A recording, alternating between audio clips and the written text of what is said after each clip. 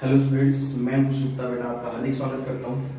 तो बेटा अभी हम प्लस टू की जो बीएसटी है उसका एक कंसेप्ट लेके चल रहे थे, जिसका जो चैप्टर है वो यूनिट है बेटा, यूनिट है बेटा वो हमारी 10 और 10.1 ये यूनिट है हमारी जो चल रही है। अब ये बेटा जो हमारा जो कंसेप्ट चल रहा था वो हम देख रहे थे मनी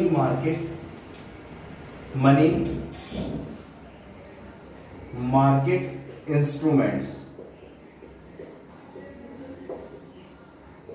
ये बेटा हम पढ़ तो चुके थे, लेकिन अभी इसको थोड़ा सा डिस्कस और करेंगे। अभी हम लास्ट वीडियो में आप कहोगे कि सर हमने पढ़ लिया था या आपने पढ़ा दिया था, लेकिन बेटा कुछ एक कंसेप्ट मैं बताना भूल गया था, और क्योंकि मेरे पास बुक अवेलेबल नहीं थी तो कोई बात नहीं, हम दोबारा इसको देख लेंगे।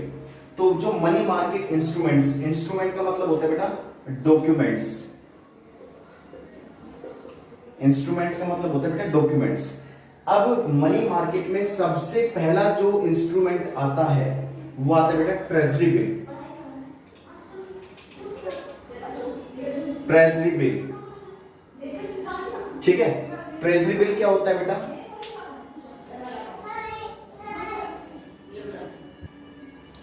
तो बेटा ट्रेजरी बिल जो होता है हमारा वो ये तरीके से हम कह सकते हैं कि जो ट्रेजरी बिल होता है वो एक शॉर्ट टर्म इंस्ट्रूमेंट होता है।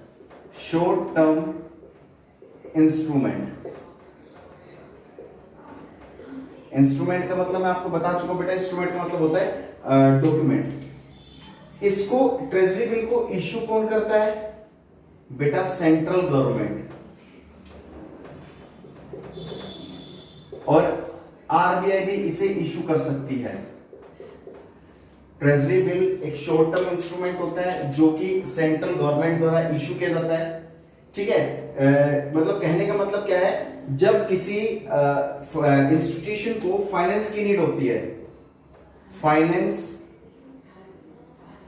की नीड होती है, तो उसको सेंट्रल गवर्नमेंट और आरबीआई ट्रेजरी बिल इश्यू करता है, जिसका टाइम पीरियड बेटा कैनॉट मोर देन 1 ईयर, जिसका टाइम पीरियड 1 साल से ज्यादा नहीं होती। यानी कहने का मतलब क्या है, 1 साल का ही जिसका टाइम पीरियड हमारा होता है। अब इसका जो मैच्योरिटी टाइम पीरियड होता है वो कितने होते हैं? 14 डेज, 91 डेज, 182 डेज और 364 डेज।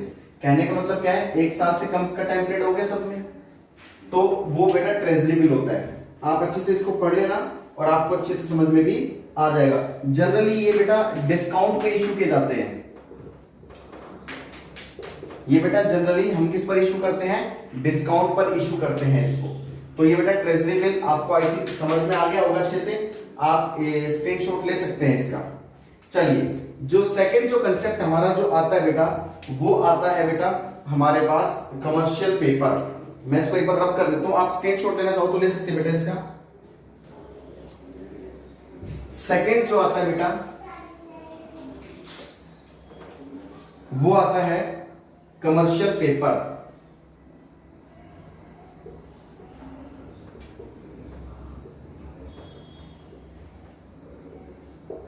कमर्शियल पेपर एक तरीके से बेटा हम इसको दूसरे नाम से जानते हैं,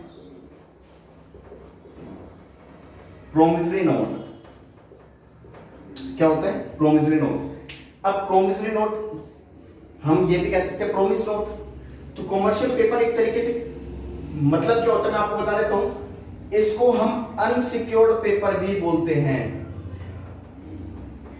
अनसिक्योर्ड नोट भी या फिर अनसिक्योर्ड पेपर भी हम इसको बोल देते हैं, ठीक है। जो कौन इश्यू करता है? Issued by well reputed company.